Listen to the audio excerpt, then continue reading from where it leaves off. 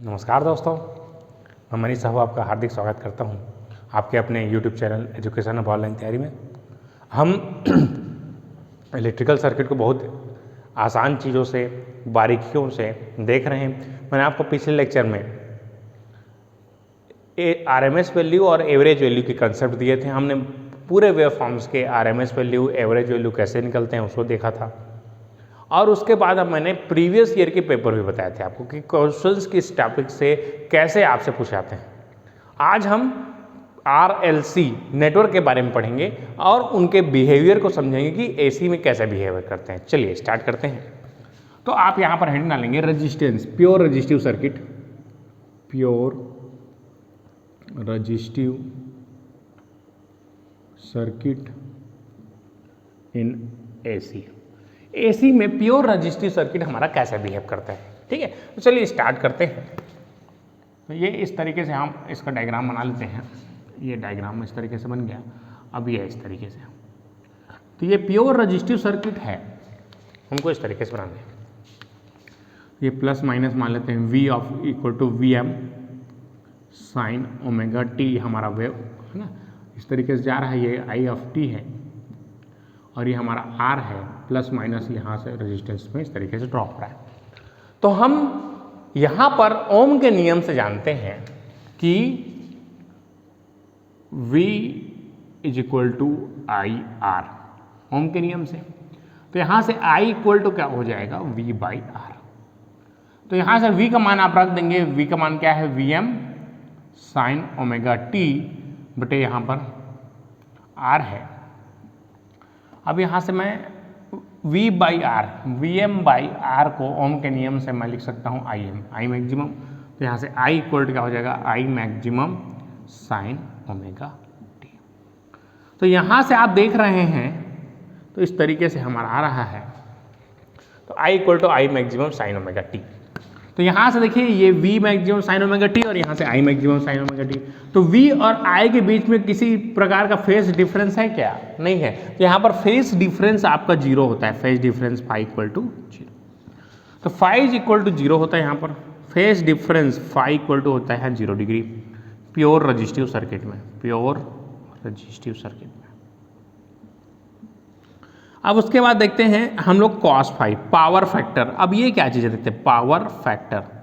तो power factor क्या होता है, कोसाइन एंगल ऑफ फेस। जो ये फेस है उसका कॉस थीटा को हम लोग क्या बोलते हैं, पावर फैक्टर। तो पावर फैक्टर कितना हो जाएगा, देखिए cos of 0 degree that is 1, that is called UPF, unity power factor. तो प्योर रजिस्टिव सर्किट का पावर फैक्टर आपका यूनिटी होता है दोस्तों। तो cos 0 का मान 1 होता है, तो इसीलिए इसको बोलते हैं unity power factor, unity power factor. Unity मतलब होता है, यूनिट मतलब 1, यूनिटी पावर फैक्टर होता है इसका। अब यहाँ पर पावर की बात करेंगे तो पावर जो है, पावर हमारा जो है कॉम्प्लेक्स पावर जो है S जो है P प्लस J की होता है। इसके बारे में अभी आपको बताऊंगा कि ये क्या चीज़ें हैं। पहले आपको नोट करना है power S, that is called complex power. तो कॉम्प्लेक्स पावर हमारा S equal to P plus J की रहता है, जहाँ P को बोलते हैं हम लोग एक्टिव पावर और Q को बोलते हैं रिएक्टिव पावर। तो ये इसको बोलते हैं हम लोग एक्टिव पावर, इसको बोलते हैं रिएक्टिव पावर। मैं कंप्लीट डिटेल बताऊंगा इसको, पहले आपको इसको इस तरीके से याद रखना है। जहाँ P बराबर होता है active power V RMS I RMS cos phi. Q का मान आपको होता है V RMS I RMS sine phi. और यहाँ से S इक्वल टू क्या होता है, V RMS into I RMS। तो ये चीज़ें आपको याद रखना है। तो आप जानते हैं कि यहाँ पर फेज डिफरेंस कितना आया है, 0 आया है। तो cos फाई का मान 1 हो जाएगा, तो ये V RMS और ये I RMS यहाँ पर बचेगा रजिस्टिव सर्किट के केस में। और साइन फाई 0 है तो ये 0 हो जाएगा और ये V RMS इतना ही रहेगा। मतलब क्या बोल सकता हूँ मैं, that is called active power, active power. और इसको बोलते हैं हम लोग रिएक्टिव पावर। और ये हमारा है complex power, that is called complex power. VI conjugate होता है।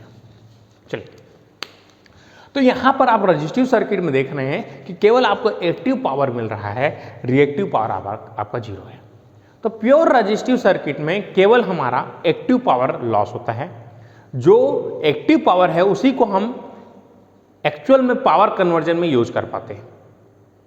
यही चीजें आपको याद रखना है कि एक्टिव पावर जो है, एक्टिव पावर ही हमारा हीट के फॉर्म में वेस्ट होता है। जो भी हमारा रिएक्टिव पावर है वो हमारा हीट के फॉर्म में डेवलप नहीं होता है। एवरेज आपका यहाँ पर अगर क्यू एवरेज निकालते हैं तो यहाँ पर 0 आता है। तो इस तरीके से आपको याद रखना है ये पूरा कंसेप्ट। इसके बाद आपको लास्ट में फेजर डायग्राम ड्रॉ करना रहता है। फेजर डायग्राम, तो फेजर डायग्राम क्या होता है? देखिए फेजर डायग्राम जो है ये आपका फेस रिलेशनशिप है कि फेजर डायग्राम कैसे बनता है। तो फेजर डायग्राम में आपको क्या करना रहता है, वोल्टेज और करंट के, जैसे अगर ये वोल्टेज को मैं रिफरेंस मानूं तो वोल्टेज और करंट यहाँ पर सेम फेस में है, तो यहाँ पर करंट भी हमारा इस तरीके से सेम फेस में बनेगा, ये हो जाएगा, बस इसका मैग्नीट्यूड थोड़ा कम हो जाएगा। तो इस तरीके से आपको बनाना रहता है। ये आपका कंप्लीट बेसिक है प्योर रेजिस्टिव सर्किट का। इसका आप जल्दी से स्क्रीनशॉट कीजिए, हमारे नोट्स में भी इसका पूरा है यहाँ पर। चलिए अब आगे बढ़ते हैं। तो यहाँ तक मैंने आपको बताया कि प्योर रेजिस्टिव सर्किट में हमारा एसी कैसे बिहेव करता है। तो ये प्योर रेजिस्टिव सर्किट है जिसमें हमको केवल कौन सा मिलता है, एक्टिव पावर मिलता है। बस एक्टिव पावर आपको याद रखना है, इसका यूनिट होता है वाट, इसका यूनिट होता है वाट, इसका होता है यूनिट वोल्ट एम्पियर। रिएक्टिव इसका वो यूनिट होता है वोल्ट एम्पियर। वोल्टेज गुणा करंट है इसलिए वोल्ट गुणा एम्पियर। तो आपको इसके यूनिट्स भी याद रखने हैं। आपके इसके एसआई यूनिट्स जो हैं इस तरीके से होते हैं, एसआई यूनिट्स। तो हमारा एक्टिव पावर का यूनिट होता है वाट, जो कि आपको डीसी सर्किट में बताया हूँ। बस आपको रिएक्टिव पावर का यहाँ पर वोल्ट एम्पियर रिएक्टिव होता है और आपको कॉम्प्लेक्स पावर एस होता है। अब इसके बाद हम आगे चर्चा करेंगे इस तरीके से। अब हम देखते हैं प्योर इंडक्टिव सर्किट। चलिए दोस्तों, आज मैं आपको सीरीज सर्किट के बारे में बता रहा हूँ। इसमें हमने प्योर रेजिस्टिव सर्किट के बारे में पढ़ा है। इसके बाद हम प्योर इंडक्टिव सर्किट के बारे में देखेंगे कि उसका बिहेवियर कैसा है, उसके वेव फॉर्म्स कैसे बनते हैं, इस तरीके से। चलिए स्टार्ट करते हैं। प्योर इंडक्टिव सर्किट है ना। इसके पहले मैं आपको प्योर इंडक्टिव सर्किट बताऊं, हम प्योर रेजिस्टिव सर्किट के बारे में एक बार और विचार करते हैं। इसके बाद इसमें एक चीज आपसे रह गया था यहाँ पर, wave forms of voltage, current and power. तो ये चीज़ें आपको थोड़ा सा ध्यान देना है। आपको वेव फॉर्म्स के फॉर्म में मैं समझा रहा हूँ कैसे हम इसके वेव फॉर्म्स को ड्रॉ करते हैं। चलिए स्टार्ट करते हैं। वेव फॉर्म्स देखिए इसके, है ना, प्योर रेजिस्टिव सर्किट के।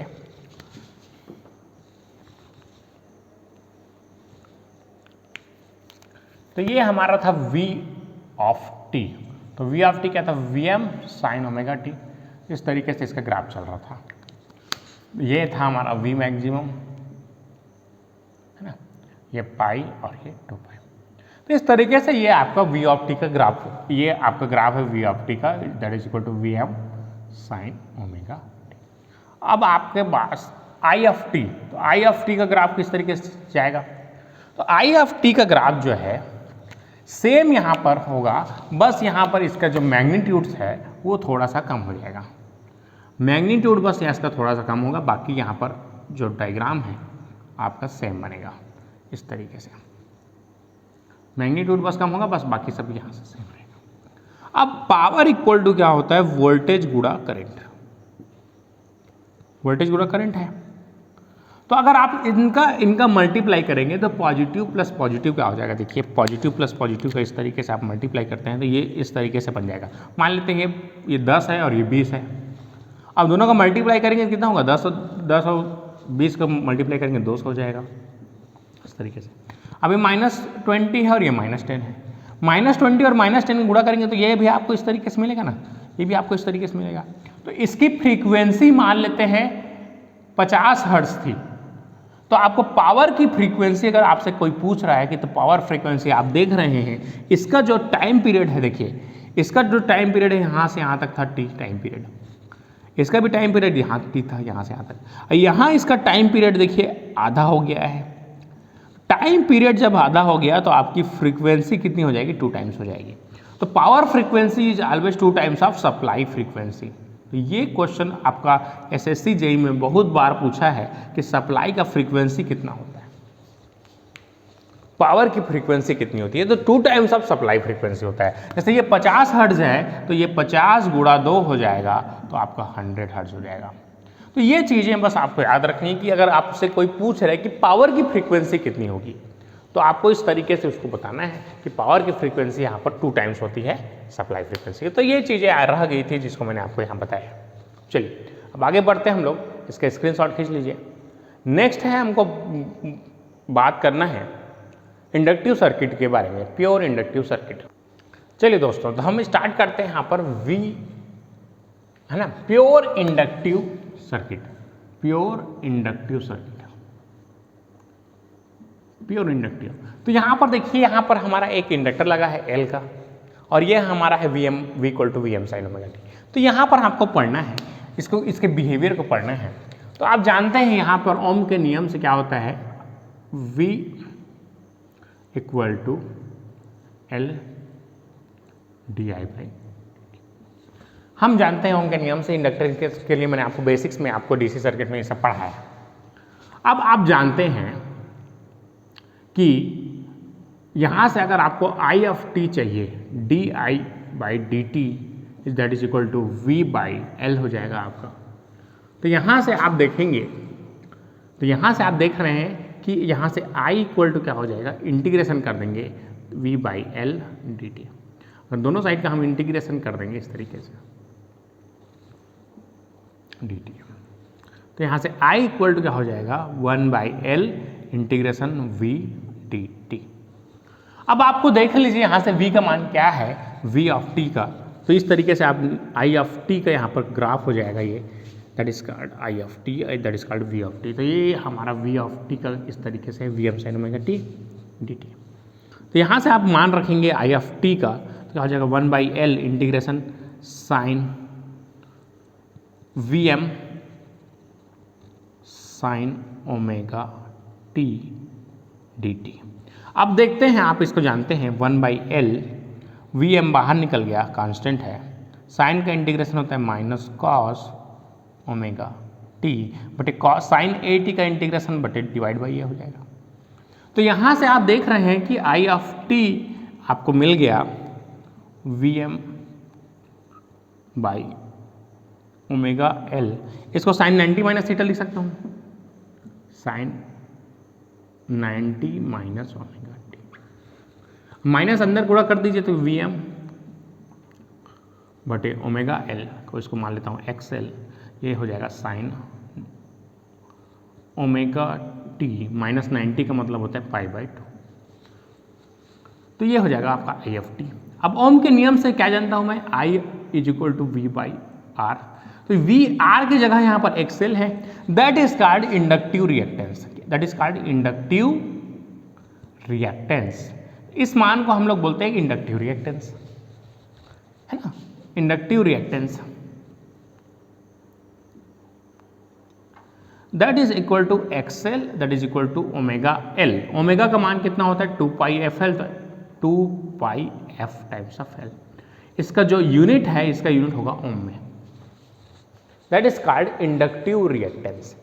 ठीक है, तो यहां से इसको I of T is equal to हो जाएगा I maximum sine omega T minus pi by 2। तो इस तरीके से हम इसको डिफाइन कर सकते हैं। तो यह हमारा करंट का एक्सप्रेशन हो जाता है। अब यहाँ पर आप देख रहे हैं, तो यहाँ पर इसका ग्राफ कैसा मिल रहा है, देखिए Vm sin ओमेगा टी है और ये omega T minus pi by 2 है। तो दोनों में फेस डिफरेंस कितना है, तो फेस डिफरेंस है आपका पाई बाई 2 का। और हमेशा हम बेस मानते हैं वोल्टेज को, और ये देखिए वोल्टेज ओमेगा टी पे चालू हो रहा है, ये ओमेगा टी में से पाई बाई 2 बाद चालू हो रहा है। तो यहाँ पर आप देख रहे हैं कि जो करंट है ये हमारा लैग करता है। तो करंट के रिस्पेक्ट हम बात करेंगे तो लैगिंग होगा पाई बाई 2। तो यहाँ से कॉस फाई इक्वल टू क्या होगा, cos pi by 2 power factor. तो कॉस पाई बाई 2 इसका वैल्यू कितना होता है, कॉस पाई बाई 2 का मान होता है 0, तो इसको बोलते हैं 0 पावर फैक्टर लैगिंग। तो इसको बोलते हैं ZPF लैग। तो जब भी आपके पास लिखा है कि ZPF लैग लिखा है, that employees zero power factor, और कैसा नेचर का है, इंडक्टिव रहेगा, तो उसको लिखेंगे हम लोग लैगिंग नेचर का। तो बाय डिफ़ॉल्ट आपको ये चीज़ याद रखना है कि हमारे पावर सिस्टम में जितने भी लोड हैं वो कहीं ना कहीं आपके इंडक्टिव नेचर के। तो हमारा पावर सिस्टम में हमारा जो पावर फैक्टर है वो हमेशा हमारा लैगिंग नेचर का रहता है। जैसे आप पंखा चलाते हैं, AC चलाते हैं, फ्रिज चलाते हैं, कोई भी चीज़ यदि आप चला रहे हैं तो वहाँ पर इंडक्टेंस लगा होता है। आपका ट्यूब लाइट है, वहाँ इंडक्टेंस लगा है, वाइंडिंग है, पंखा है वाइंडिंग है, कूलर है वाइंडिंग लगा हुआ है। वाइंडिंग मतलब होता है इंडक्टेंस। इसीलिए हम लोग हर जगह इसको यूज करते हैं और हर जगह आप देखते हैं तो वहाँ पर आपको पावर फैक्टर भी लिखा रहता है ZPF लैग, जो कि आपका प्योर लैग, लेकिन इन जनरल आपको बोला जाता है कि लैगिंग नेचर का है। तो इसके पीछे का कारण ये है कि आपके जो भी इंडक्टिव सर्किट्स रहेंगे उसके जो पावर फैक्टर आएगा हमेशा निगेटिव आएगा। ठीक है, तो यहाँ तक मैंने आपको बताया। इसके बाद आपको यहाँ पर देखना है, तो यहाँ पर आपको मैंने आपको पावर बताया था एक्टिव पावर। तो P एक्टिव क्या होता है, VRMS IRMS cos फाई। तो यहाँ से cos फाई देखिए, cos फाई π/2, तो cos π/2 का मान होता है 0। तो यहाँ से एक्टिव पावर डिनोटेशन क्या हो रहा है, 0 आ रहा है। मैंने आपको बताया था कि inductor is like girl child of the family, है ना। मैंने बताया था कि इंडक्टर और capacitor is like 2 girls child of the family, है ना। तो लड़की मतलब पैसा वैसा दिखा तो पूरा छुपा के रखे थे ना, है ना, खर्चा वर्चा नहीं करे मन। लड़का मन का है, गाड़ी में घुमा थे, है ना, पिया खाते घुमा थे अपन। तो पैसा खर्चा कौन करता है, बॉय करता है, समझ लेते हैं। तो मैक्सिमम पैसा खर्चा लड़का करता है, मोबाइल चाहिए 20,000 की, वो लोग गाड़ी चाहिए, घूमे बा, तो इस टाइप से। तो यहाँ पर देखिए अब, है ना, गर्ल्स है, गर्ल्स चाइल्ड में पैसा 0 वेस्टेज है ना, पैसा वेस्ट नहीं करती उन लोग, तो पैसा बचा कर रखते हैं। तो देखिए यहाँ पर एक्टिव पावर, यहाँ पर लॉस क्या आ रहा है, एक्टिव पावर लॉसेस हमारा 0 हो रहा है। तो इंडक्टर के केस में एक्टिव पावर लॉस 0 होता है, मैंने यहाँ पर प्रूफ भी कर दिया। देखिए, तो इंडक्टेंस के केस में एक्टिव पावर लॉस 0 होता है, ये इसको आपको याद रखना है। तो केवल कौन सा पावर आएगा दोस्तों, यहाँ पर रिएक्टिव आएगा, VRMS IRMS sine phi. Sine 90 का मान कितना होगा, VRMS × IRMS। तो यहाँ पर केवल रिएक्टिव पावर आता है, केवल रिएक्टिव पावर आता है। इसका यूनिट आप लोग बता दिया हूँ, वोल्ट एम्पियर रिएक्टिव। और एक होता है हमारा complex power, S = V × I, VRMS × IRMS, ये हो जाएगा वोल्ट एम्पियर। ठीक है दोस्तों, इस तरीके से। तो यहाँ तक आपका प्योर कैपेसिटी इंडक्टिव सर्किट हमारा क्लियर है।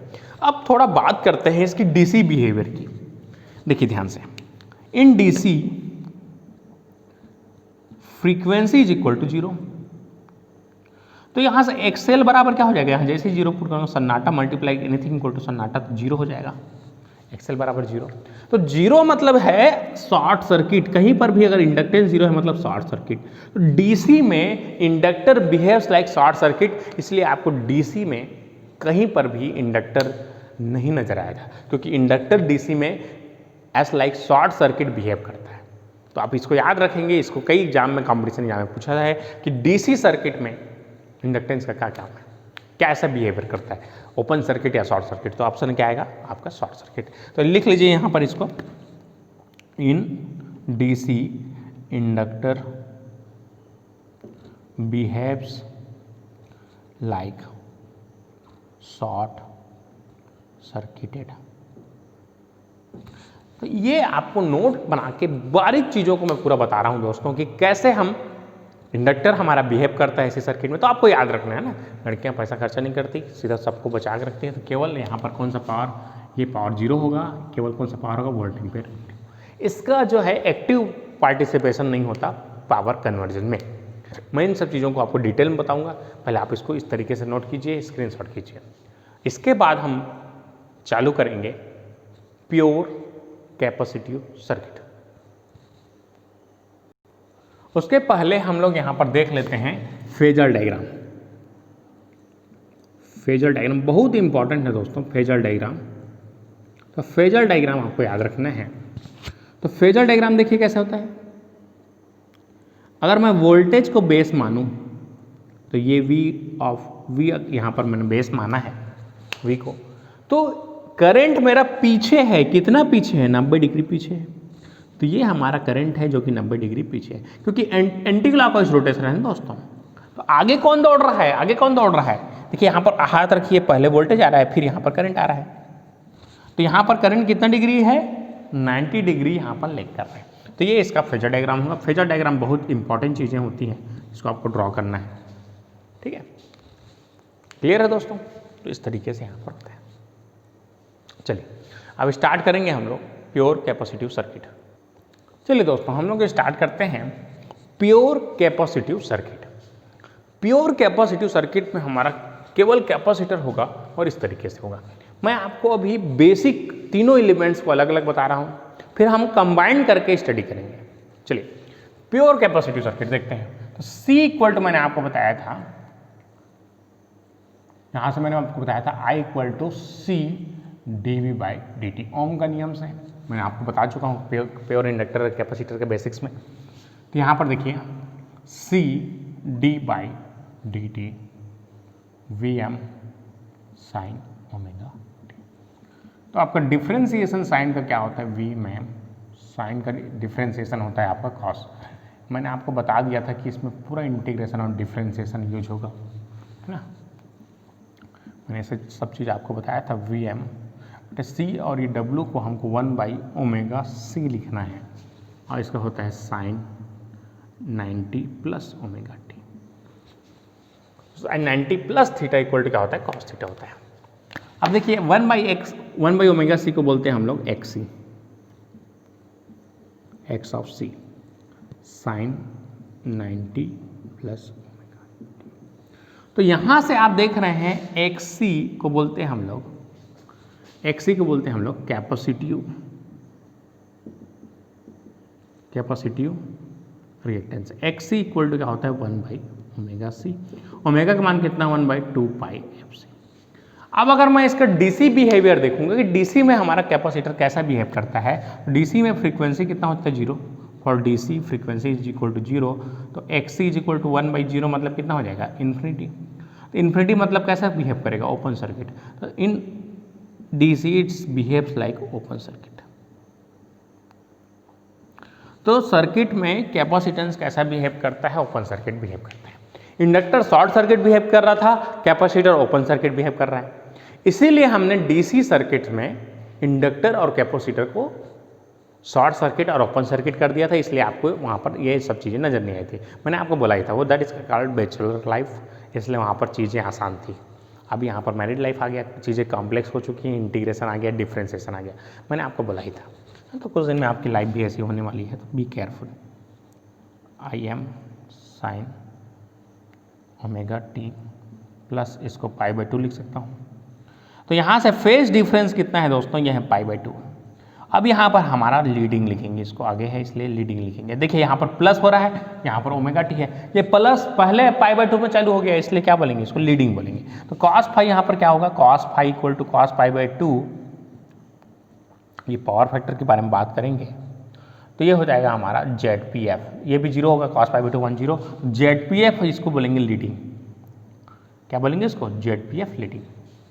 तो यहां पर पावर फैक्टर को हम बोलेंगे ZPF, zero power factor but leading. इसके पहले हम लोगों ने बोला था जीरो पावर फैक्टर लैगिंग, क्योंकि पीछे था, यहां पर आगे इसलिए लीडिंग लिखेंगे। अब इसके बाद हम बात करेंगे एक्टिव पावर की। तो यहां पर एक्टिव पावर, यहां पर देखिए एक्टिव पावर यहां पर क्या हो जाएगा, P एक्टिव बराबर VRMS into IRMS cos phi. तो VRMS IRMS कॉस फाई, देखिए ध्यान से, तो यहाँ कॉस फाई का मान कितना है, 0 है। 0 इंटू एनीथिंग इक्वल टू 0। तो मैंने आपको बताया था कि लड़कियाँ पावर वेस्टेज नहीं करती है ना, पैसा वेस्ट नहीं करा मैं। तो देख लीजिए यहाँ पर भी 0 आ रहा है। हाँ, जैसे हमारे बहनी पैसा देते हैं तो चुपचाप धर के रख लेते थे, वो पूरा सब पैसा ला, फिर लास्ट हम ठेकरी फोड़ के अपन जो भी सामान लेते लेते हैं, पूरा सामान जैसे जितने रुपये देते सब धर के रखे थे। देखा यहाँ पर P एक्टिव पावर यहाँ पर 0 हो रहा है ना। तब आप रिलेट करने की कोशिश कीजिए इसको डेली लाइफ में, है ना, तभी तो आप इसको याद कर पाएंगे। तो रिएक्टिव पावर, तो VRMS into IRMS sine phi. Sine phi का मतलब होता है जीरो, साइन एंटी मान 1 होता है, तो यहाँ से V R M S into I R M S होगा। इसका यूनिट होता है वोल्ट एम्पियर रिएक्टिव, तो यहाँ से क्वालिटी क्यू हो जाएगा। और अगर एस अपेरेंट पावर की बात करूँ तो एस बराबर क्या हो जाएगा, V R M S to I R M S, that is volt ampere, that is called active power. Active power dissipation यहाँ पर जीरो होता है, ये that is called reactive power, that is called apparent power. अब इसका हमको बनाना है phasor diagram. देखिए दोस्तों, इसका फेजर डायग्राम कैसे बनेगा, तो ये देखिए यहाँ से इस तरीके से देखिए। अब यहाँ पर अगर मैं वोल्टेज को बेस मानूं, वोल्टेज बेस है तो यहाँ करंट क्या होगा, 90 डिग्री आगे होगा, दैट इज कॉल्ड 90 डिग्री आगे लीडिंग, तो यहाँ करंट यहाँ पर हो जाएगा। अब आप देखेंगे तो यहाँ पर करंट आगे चल रहा है वोल्टेज इस तरीके से, तो ये हमारा फेजर डायग्राम हो जाता है। तो यहाँ पर देखिए करंट आगे चल रहा है, वोल्टेज पीछे चल रहा है। तो ये आपके कंप्लीट बेसिक्स हो गए इंडक्टर, कैपेसिटर और रेजिस्टर के। जल्दी से इसका स्क्रीनशॉट खींच लीजिए, फिर हम आगे बढ़ते हैं।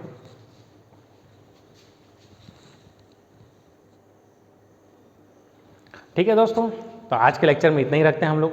अगले लेक्चर में आप इन सबको कंबाइन करेंगे और उसके बारे में उसकी स्टडी करेंगे। तो अगर आपको वीडियो अच्छा लगा है तो लाइक कर दीजिए, अगर आपने चैनल को सब्सक्राइब नहीं किया तो सब्सक्राइब करके बेल आइकन को दबा दीजिए, जिससे हमारे सारे नोटिफिकेशंस आपको मिलते रहेंगे। और एवरी डे आपका 6 to 6:30 PM के बीच में आपको क्लास मिल जाता है, तो आप उस बीच में एक्टिव रहिए, लाइव रहिए और लाइव सेशन में जाके कमेंट्स कीजिए, है ना, जो भी चीज़ आपको समझ नहीं आ रहा है। आप नोटेशन अच्छे से बनाइए और हमारे जो नोट्स हैं उसकी वो आपको डिस्क्रिप्शन बॉक्स में उसका लिंक मिल जाएगा, जिससे आप उसको आसानी से डाउनलोड कर सकते हैं और कहीं से भी आपको प्रिंट आउट ले सकते हैं। चलिए दोस्तों, आज के लिए इतने रखते हैं, धन्यवाद।